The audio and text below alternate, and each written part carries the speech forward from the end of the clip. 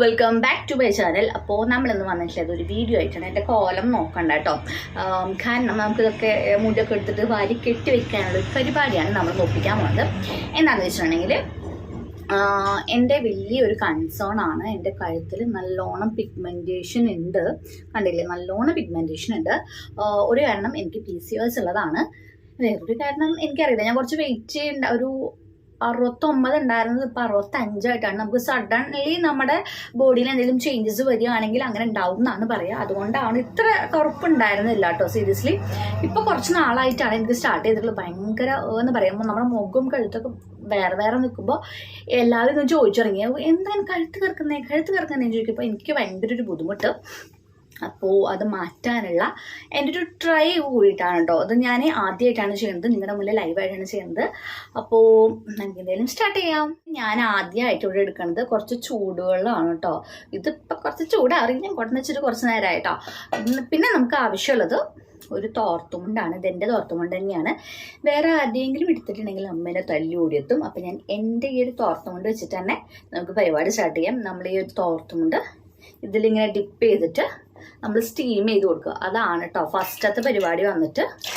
അപ്പോൾ നമുക്ക് സ്റ്റീം ചെയ്ത് കൊടുക്കാം. എന്തിനാന്ന് വെച്ചിട്ടുണ്ടെങ്കിൽ നമ്മുടെ അവിടുത്തെ അഴുക്കും കാര്യങ്ങളൊക്കെ ജസ്റ്റ് ഒന്ന് ഇളകി വരാൻ വേണ്ടിയിട്ടാണ് കേട്ടോ നമ്മൾ അങ്ങനെ ചെയ്യുന്നത്. അതിന് മുന്നേ വേറൊരു കാര്യം പറഞ്ഞു, മുടി ഞാൻ മേലേക്ക് കെട്ടി വെച്ചിട്ട് വരാം, അല്ലെങ്കിൽ ഒന്നും നടക്കില്ല.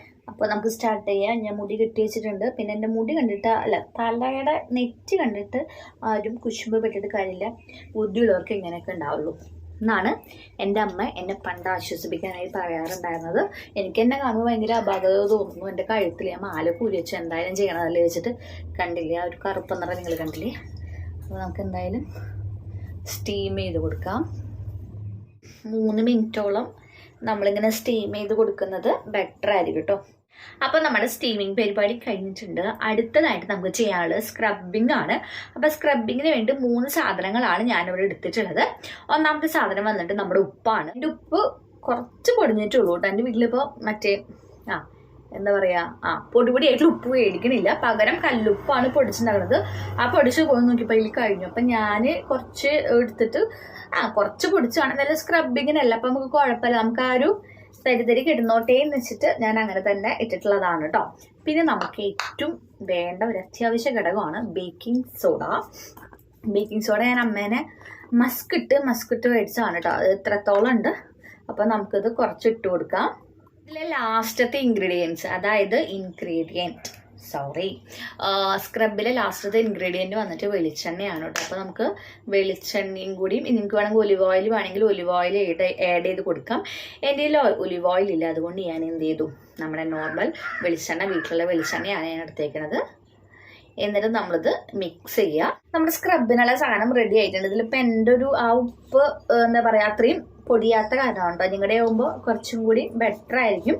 അപ്പോൾ നമുക്കിത് അപ്ലൈ ചെയ്യാം. അതിൻ്റെ കൂടെ നമുക്ക് ആവശ്യമുള്ള വേറൊരു സാധനമാണ് കാണിച്ചേരാട്ടാ. ഞാനിതൊന്ന് അപ്ലൈ ചെയ്യട്ടെ.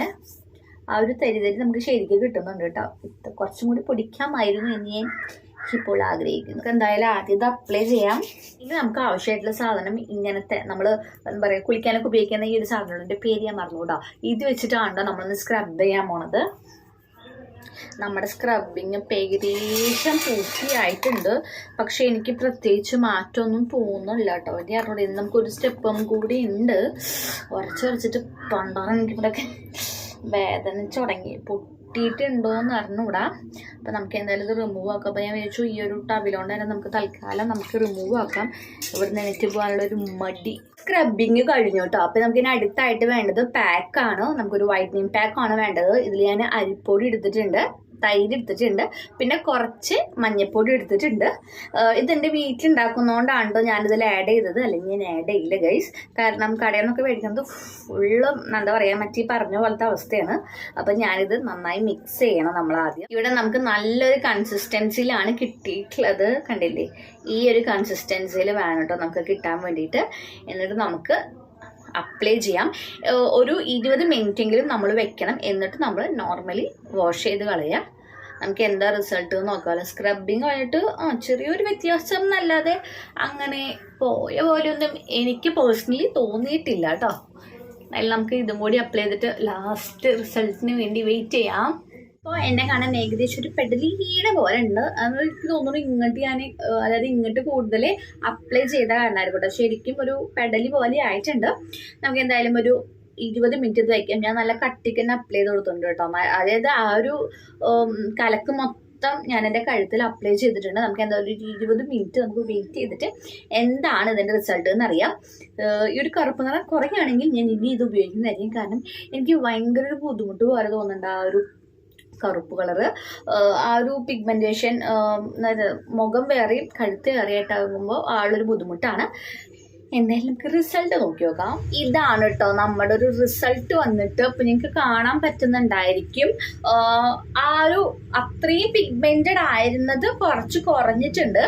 എനിക്ക് തോന്നുന്നു ഇതൊരു വീക്ക്ലി ഒരു 2 ടൈംസോ 3 ടൈംസോ ഒക്കെ നമുക്ക് ഉപയോഗിക്കുകയാണെങ്കിൽ നമുക്ക് നല്ല ചേഞ്ച് ഉണ്ടായിരിക്കും. കാരണം എനിക്ക് 1 ടൈം തന്നെ എനിക്ക് അത്യാവശ്യം ചേഞ്ച് വന്നിട്ടുണ്ട്. കംപ്ലീറ്റ് ആയിട്ട് പോയിട്ടുണ്ടോ ചോദിച്ചിട്ടുണ്ടെങ്കിൽ ഓഫ് കോഴ്സ് പോയിട്ടില്ല കേട്ടോ. ഇത് മാജിക് ഒന്നല്ലല്ലോ. ചിലത് വീഡിയോസിൽ കാണാം ഒരൊറ്റ തവണ ഉപയോഗിച്ചാൽ പോകും എന്നൊക്കെ. ഞാൻ അങ്ങനെ വിശ്വസിക്കാത്ത ഒരാളാണ്.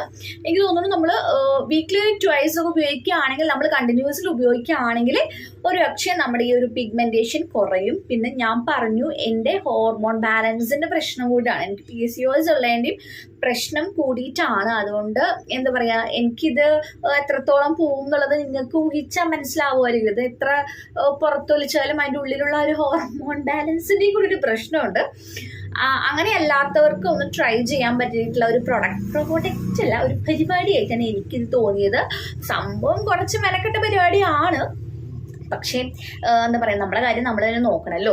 അപ്പോൾ എന്തായാലും കുഴപ്പമൊന്നുമില്ല, എനിക്ക് ഇഷ്ടപ്പെട്ടു കേട്ടോ. നിങ്ങൾക്ക് കാണുന്നില്ലേ കുറഞ്ഞിട്ടുണ്ട്, ആ ഒരു ഡിസ്കളറേഷൻ കുറഞ്ഞ പോലെയാണ് എനിക്ക് തോന്നിയിട്ടുള്ളത്. നിങ്ങളുടെ കഴുത്തിൽ ഇങ്ങനത്തെ പിഗ്മെന്റേഷൻ ഉണ്ടെങ്കിൽ നിങ്ങൾ എന്തായാലും ട്രൈ ചെയ്ത് നോക്കുക.